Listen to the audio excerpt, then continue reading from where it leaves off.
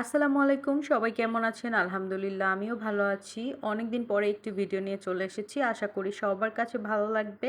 এতক্ষণে সবাই বুঝে গিয়েছেন আমি আসলে কি ভিডিও নিয়ে এসেছি। আমি আজকে পারফেক্ট ক্যারামেল পুডিং কিভাবে তৈরি করি সেটাই আপনাদেরকে শেয়ার করতে যাচ্ছি। তো চলুন কথা না বাড়িয়ে চলে যাচ্ছি মূল ভিডিওতে।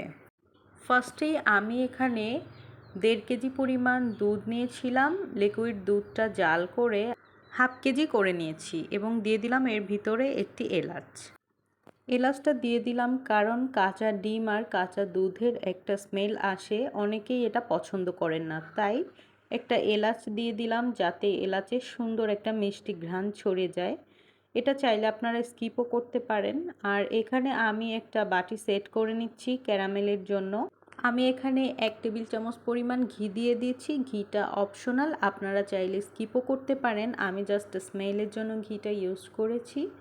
আর এরপরে হালকা একটু চিনি দেখুন ছড়িয়ে নিয়েছি এবং চিনি দিয়ে বাটিটা সেট করে নিলাম। এবার আমি এখানে 4টা মুরগির ডিম দিয়ে দিব। মুরগির ডিমগুলো ভেঙে একটি বাটিতে রেখে দিয়েছি। আপনারা চাইলে দেশি মুরগির ডিম বা হাঁসের ডিমও ইউজ করতে পারেন, কোনোই সমস্যা নেই। হাতের কাছে যেই ডিম থাকবে সেটা দিয়েই তৈরি করতে পারবেন। দুধটা ঠান্ডা হয়ে গিয়েছে, আমি প্রায় 30 মিনিটের মতো ফ্যানের বাতাসে ঠান্ডা করে নিয়েছি। ঠান্ডা দুধের ভিতরে দিয়ে দিচ্ছি হলো ডিমগুলো। এখন আমি একটি হ্যান্ড বিটারের সাহায্যে ডিমগুলো এবং ঠান্ডা করে রাখা দুধটা বিট করে নিচ্ছি সুন্দর করে, যাতে ভিতরে কোনো লাম্পস না থাকে। আপনারা চাইলে এটা চামচ দিয়েও করতে পারেন, হাতের কাছে যদি বিটার না থাকে। হ্যান্ড উইক্স বা চামচ যে কোনোভাবে আপনারা এটা বিট করে নিতে পারেন। দেখুন আমার কিন্তু পারফেক্টভাবে বিট হয়ে গিয়েছে। এখন আমি যে পাত্রটি রেডি করে রেখেছিলাম ক্যারামেল তৈরি করে, সেটিতে ঢেলে দিচ্ছি বিট করে রাখা ডিম এবং দুধের মিশ্রণটি। আর আমি যখন দুধ জাল করেছিলাম তখনই কিন্তু 1 কাপ পরিমাণ চিনি দিয়ে দিয়েছিলাম দুধের সাথে। আর দেখুন এখন বাটিটা আমি ট্যাপ ট্যাপ করে নিচ্ছি, কারণ ট্যাপ অবশ্যই করতে হবে, না হলে ভিতরে বাতাসগুলো থাকবে আর পুডিংটা ফাঁকা ফাঁকা হবে। আমার পুডিংটা কিন্তু সবসময় পারফেক্ট একটি পুডিং হয়। চুলায় একটি পাত্র দিয়ে দিয়েছি এবং একটু পানি দিয়ে দিয়েছি, তারপরে বসিয়ে দিয়েছি একটি স্ট্যান্ড এবং স্ট্যান্ডের উপরে একটু যখন পাত্রটি গরম হবে ধোঁয়া উঠবে, ঠিক তখনই আমি মিক্স করে রাখা ডিম দুধ এবং চিনির মিশ্রণটি দিয়ে দিচ্ছি। আর আমি ফার্স্টে যে এলাচটা দিয়েছিলাম ওটা কিন্তু আমি উঠিয়ে রেখেছিলাম। প্রায় 45 মিনিট পরে আমি দেখলাম যে আমার পুডিংটা হয়ে গিয়েছে। একটা কাঠির সাহায্যে চেক করে নিয়েছিলাম এবং গরম থাকতেই পুডিংয়ের চারপাশে ছুরির সাহায্যে কেটে একটি ডিশে সার্ভ করে নিচ্ছি।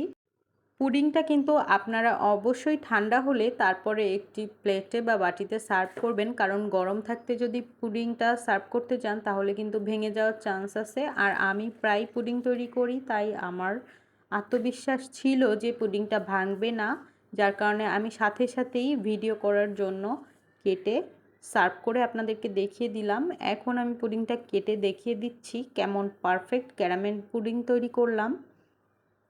তাই এরকম একটি ডেজার্ট যদি গরমের সময় হয় তাহলে তো আর কথাই নেই।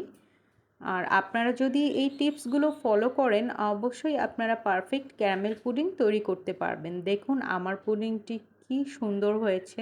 আর এটা কিন্তু দেখতে যতটা সুন্দর হয়েছে খেতে কিন্তু তার থেকে বেশি মজাদার হয়েছে।